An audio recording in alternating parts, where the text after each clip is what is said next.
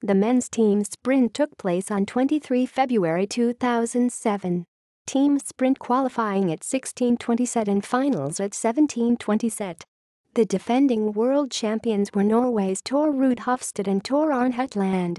Results: Q qualified for final round due to placing in heat. Qualified for final round due to TIMISP placing decided by photo finish.